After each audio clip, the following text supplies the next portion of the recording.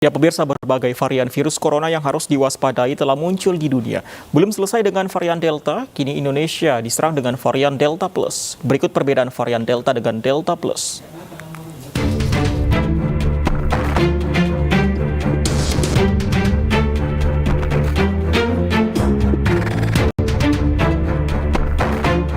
Vaksinasi efektif mencegah gejala parah hingga kematian pada varian Delta. Namun varian ini 2 kali lebih menular dari varian virus corona awal-awal. Selain itu, varian Delta pertama kali teridentifikasi di India. Sedangkan varian Delta Plus tingkat penularannya masih dalam tahap investigasi. Selain itu, varian Delta Plus diduga kebal terhadap obat maupun vaksin.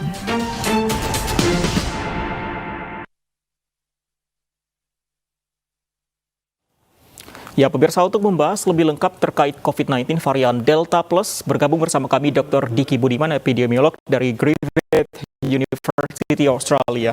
Selamat siang Pak Diki, apa kabar? Selamat sore dari Brisbane. Saya sedang lockdown nih di Brisbane. Diperketat ya kabarnya di sana. Pak Diki, terkait dengan virus varian Delta ini, kabarnya tidak mempan dengan adanya obat-obatan dan juga vaksinasi. Kalau begitu, apa yang harus dilakukan untuk menangkal virus varian Delta Plus ini, Pak Diki?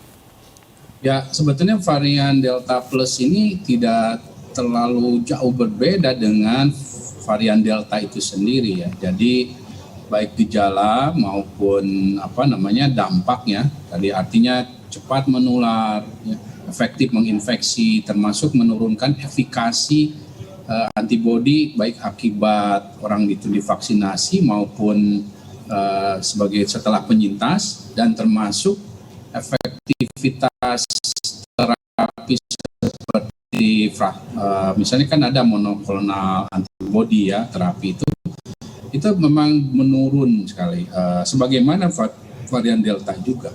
Nah, ini artinya mengisyaratkan bahwa sekali lagi, pertama, adanya kehadiran varian-varian baru yang lebih poten ya, lebih berbahaya, ini sangat besar ketika pandemi situasinya tidak terkendali. Ya, artinya ini masih PR besar buat kita. Kedua, responnya ya, untuk baik itu mencegah maupun merespon untuk ke situasi saat ini ketika kita sudah ada varian Delta maupun Delta Plus sebetulnya sama, namun yang menjadi isunya adalah penguatannya gitu. Jadi apa itu? 3T, 5M, dan juga vaksinasi. Nah, namun kita masih punya PR besar di setiap aspek ini, baik 3T ya, kita tahu kapasitas testing kita belum memadai. Bahkan harusnya setidaknya sehari itu 1 juta testing kita itu. Kemudian tracingnya juga kan masih kecil ya. Kita harusnya dari satu kasus infeksi setidaknya 20 orang bisa kita deteksi.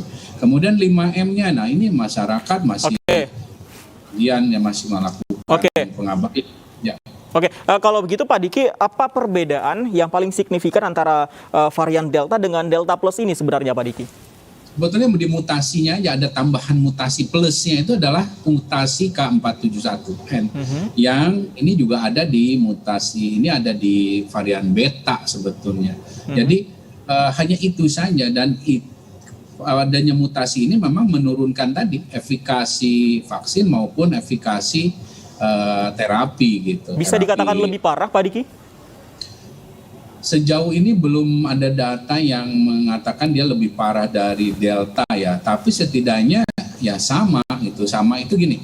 Kalau bicara Delta maupun Delta Plus itu angka inkubasinya kalau yang sebelumnya itu rata-rata 7 hari baru dia bergejala dan sakit. Nah, kalau ini rata-rata 4 hari ya, kalau Delta maupun Delta Plus ini, jadi lebih cepat. Kemudian kalau bicara Delta, dia jumlah virusnya itu 1000 kali lebih tinggi daripada varian sebelumnya. Sehingga artinya ya lebih cepat menginfeksi, termasuk potensi keparahan memang ada kecenderungan lebih terlihat jelas. Jadi kalau demamnya lebih tinggi, kemudian batuknya itu juga lebih ini ya. Ini tapi bicaranya Delta kemungkinan Delta Plus juga sama. Jadi kalau batuk, ya batuknya bisa lama, bahkan dalam 1 jam bisa lama, bahkan ada sampai keluar darah itu karena batuknya terus menerus.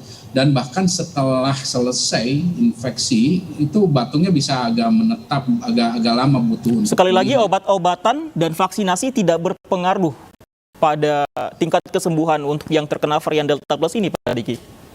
Ya, namanya tidak berpengaruh ini tidak 100%. Tapi maksudnya ada penurunan efikasi. Bisa mungkin setengahnya kurang lebih, dan ini perlu memang untuk konteks Indonesia perlu data. Tapi dari data yang ada, misalnya vaksin Pfizer itu jadi dari tadinya 94 lebih persen, sekarang hanya sekitar 87-88% tingkat menurun. efikasi yang menurun. Terakhir Pak Diki, singkat saja, selain tadi protokol kesehatan yang tidak yang diabaikan begitu bisa mempengaruhi mutasi varian Delta Plus ini, kondisi apa lagi yang bisa mempengaruhi mutasi lebih cepat?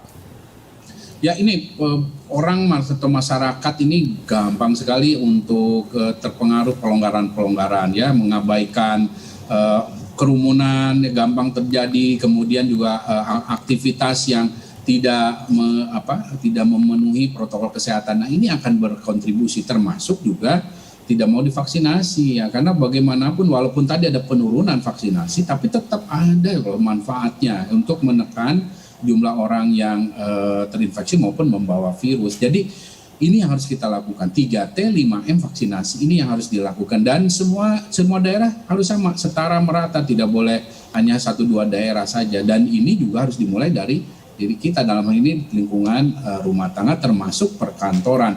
Dan lindungi, terutama dalam Delta varian ini, lindungilah orang-orang yang berisiko tinggi, yang jangan sampai mereka harus bekerja, jangan sampai mereka terpapar. Nah, ini namanya WFH 100% harus terus ditingkatkan, termasuk juga perlindungan pada orang yang berisiko tinggi ini adalah dengan membuat kebijakan-kebijakan yang protokol kesehatan atau regulasi yang sudah digariskan oleh pemerintah ini. Pak Diki, adakah kategori khusus di mana varian Delta ini bisa lebih cepat menyerang pada misalnya lansia kah, atau seperti apa?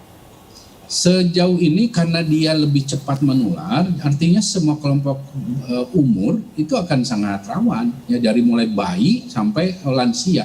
Nah, masalahnya ketika ini cepat menular, maka jumlah orang yang sakit di setiap kelompok itu akan lebih terlihat banyak. Nah, ini yang sehingga terlihat bahwa wah, bayi kok sekarang jadi banyak yang sakit, banyak yang meninggal. Ya karena proporsinya jadi lebih banyak gitu. Jadi yang tadinya misalnya yang sakit di kelompok anak katakanlah cuma 10 orang, nah sekarang bisa 1.000 orang, dan dari 1.000 orang itu kematiannya ya jelas akan, walaupun 1% angka kematiannya tetap ya 1% dari 10 dengan 1% dari 1.000 tentu jadi lebih banyak. Demikian juga kepada lansia. Nah, ini yang artinya sekali lagi tadi kita harus lindungi orang-orang yang rawan, ya, memiliki risiko tinggi di masyarakat ini, baik dari sisi pekerjaan risikonya ataupun risiko dari sisi kondisi tubuh, yaitu lansia ataupun anak, bayi, ya, dan juga yang komorbid, dengan cara kita lakukan protokol kesehatan yang 5M itu maupun pemerintah melakukan 3T dan juga vaksinasi. Baik, intinya tidak melonggarkan protokol kesehatan. Dr. Diki Budiman, terima kasih untuk informasinya kepada kami dan juga pemirsa. Sehat selalu, Pak Diki Budiman.